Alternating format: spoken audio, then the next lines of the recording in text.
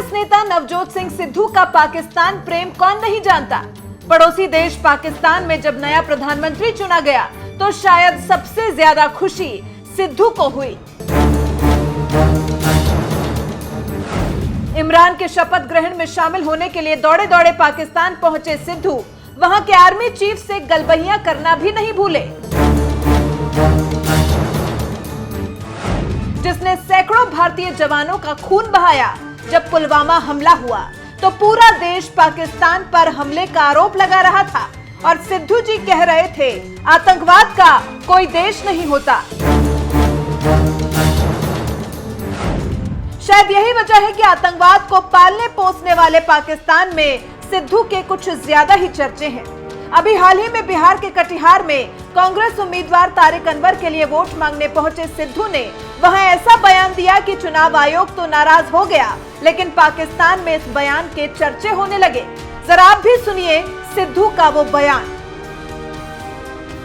मैं आप सबको चेतावनी देने आया हूं मुस्लिम भाइयों, आप 64% आबादी हो यहां पे, अगर तुम लोग इकट्ठे हुए 64% आपकी आबादी है, माइनॉरिटी मेजॉरिटी में है यहाँ पे, यदि तुम इकट्ठे हुए और इकट्ठे होके एकजुट होके वोट डाला तो सब उलट जाएंगे, मोदी सुलट जाएगा।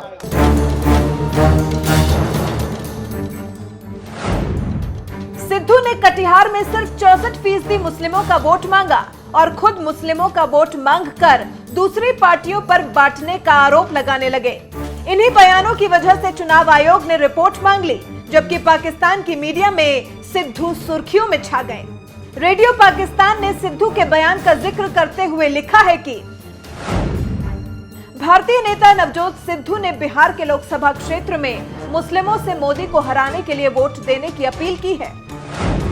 बीजेपी नेता अमित मालवीय ने रेडियो पाकिस्तान की खबर पर ट्वीट किया है कि पाकिस्तान को मिला नया हीरो कांग्रेस के नवजोत सिंह सिद्धू।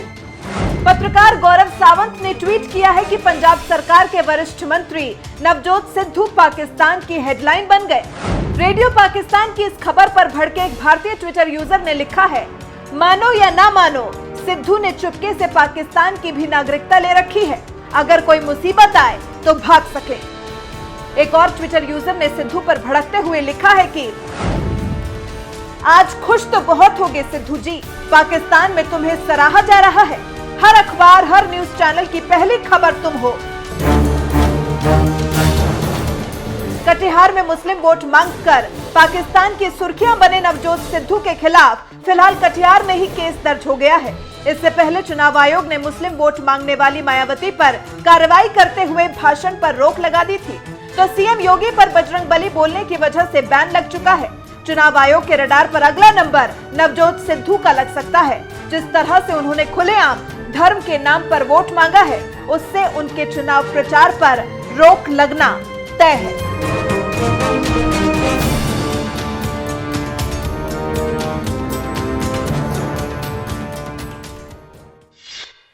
भाइयों और बहनों, शांति की बात भी वही कर सकता है जिसकी भुजाओं में दम होता है। आप याद करिए 2014 से पहले पाकिस्तान का रवैया क्या था। आतंकवादी भी पाकिस्तान भेजता था और फिर हमलों के बाद धमकियां भी पाकिस्तान देता था। कांग्रेस की अगुवाई वाली सरकार सिर्फ और सिर्फ कागजी कार्रवाई में उलझकर ही रह जाती थी। क्या भारत को ऐसे ही रहना चाहिए? क्या भारत को ऐसे ही रहना चाहिए? क्या डर डर कर जीना ही ये हमारी नीति होनी चाहिए? क्या देश के वीर सपूतों के हाथ बांध के रखना चाहिए? हमने घर में घुसकर मारा, सही किया कि नहीं किया? ठीक किया कि नहीं किया? आप सहमत हैं? भाइयों बहनों, पुलवामा में यहां का भी मेरा एक वीर बेटा शहीद हुआ था। इसको मैं कैसे भूल सकता हूं? आपका ये चौकीदार आपकी इस भावना को समझता है। यही कारण है कि जिस बंदिश से बाहर निकलने के लिए 130 करोड़ का देश छटपटा रहा था, उस बंदिश को हमने तोड़ दिया। आज पाकिस्तान की स्थिति देखिए, वहां के हुक्मरान हो या फिर आतंक के आका, डर उनके चेहरे पर दिख रहा है।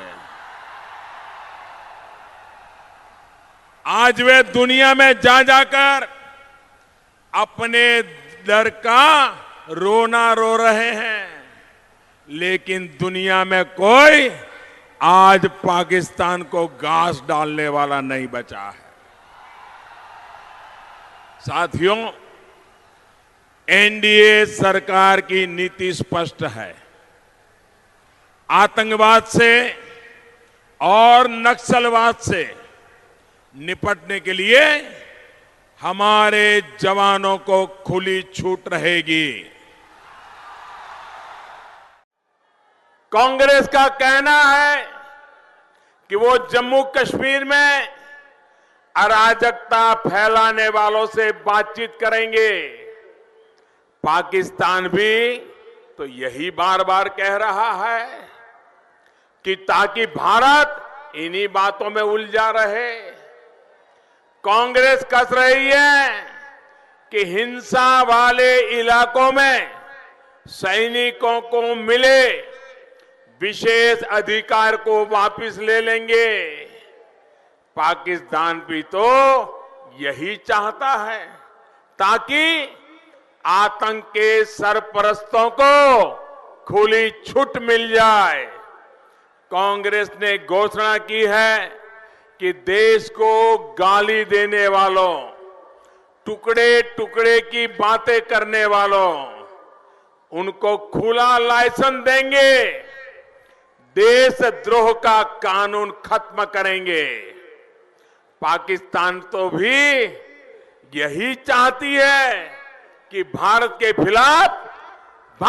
खिलाफ काम करने वालों को खुली छूट मिल जाए।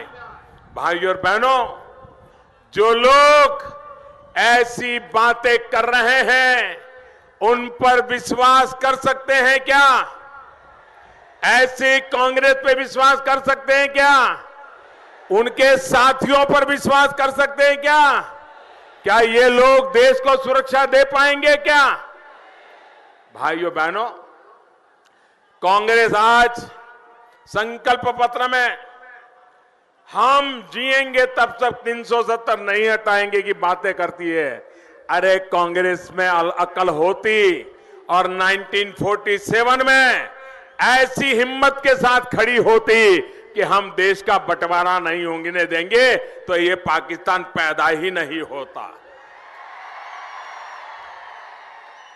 ये पाकिस्तान कह रहा है, वही भाषा कांग्रेस के चुनाव मैनिफेस्टो में दिखाई दे रही है।